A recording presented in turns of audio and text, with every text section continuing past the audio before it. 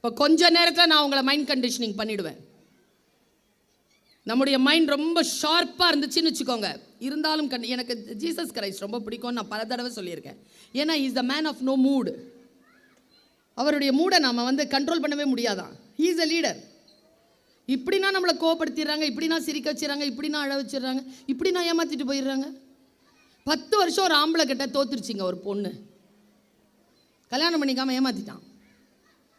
அந்த பொண்ணுக்கிட்ட கேட்குறாங்க, ஏம்மா அவங்ககிட்ட, அவன் ஒரு பிச்சைக்காரன், அவங்ககிட்ட என்னம்மா நீ பார்த்த, இவ்வளோ காசு இழந்திருக்க, உன் புருஷன் உன்னை விட்டுட்டு போனால் கையில் குழந்தை இருக்குது, அதுவும் பெண் குழந்தை, நீ பார்த்துக்கிறது இல்லையாம்மா?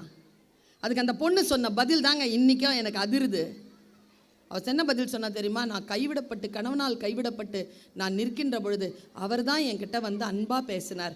என்னப்பா பேசினார்? சாப்பிட்டியா என்று கேட்டார். சாப்பிட்டியான்னு கேட்டதுக்கு 10 வருஷம் கொடுப்பியா நீ? இப்போ ஏதோ ஒரு இடத்துல மிஸ்ஸிங் ஆகுதுல்ல? அப்போ நாம் படித்த படிப்பு, கற்ற கல்வி, பெற்ற ஆளுமை வெறும் மார்க் ஷீட்டில் இருக்கிறதா? கிடையாது.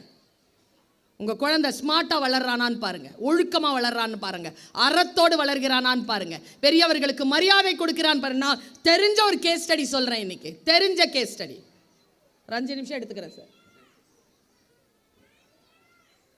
ஒரு பக்கவாதம் வந்த ஒரு பெரியவர், பக்கத்தில் அவங்க மனைவி, திடீர்னு அந்த மனைவிக்கு நெஞ்சு வலி எழுந்திருச்சு. அந்த அம்மா சொல்லுது, பக்கத்து ரூமில் மருந்து பெட்டியில் ஆஸ்பிரின் இருக்கு, எடுக்கணுங்கன்னு சொல்லுது. இவருக்கு கை கால் விழுந்திருக்கு. இவர் தன்னுடைய பையனை கூப்பிடுறார். அவன் குரல் கேட்டாலும் வரலிங்க. இது அந்த தந்தை தந்த வாக்குமூலம். அதுக்கு அந்த அம்மா என்ன சொல்லிச்சு தெரியுமா? அவன்கிட்ட சொல்லாதீங்க, அவன் உதவி செய்ய மாட்டான் சொல்லிட்டு இறந்துருச்சு அந்த அம்மா. எனக்கு தெரிஞ்ச கேஸ் ஸ்டடி. அம்மா அப்பா என்றால் பதற வேண்டாமா? ஆசிரியர் என்றால் பணிவு வேண்டாமா? ஆசிரியரிடத்தில் பணிவு இருக்கிறதா பிள்ளைகளுக்கு? அந்த பிள்ளைகளிடத்தில் சொல்ல முடியும், உங்களிடத்தில் தான் சொல்ல முடியும். இவங்க பெயிண்ட் அடித்து அனுப்புவாங்க, நீங்கள் மழை பெய்ய வச்சு நனைய வச்சு அனுப்புவீங்க. இந்த குழந்தைகளை வளர்த்தெடுப்பதில் 2 பேரும் கைகோர்க்க வேண்டும்.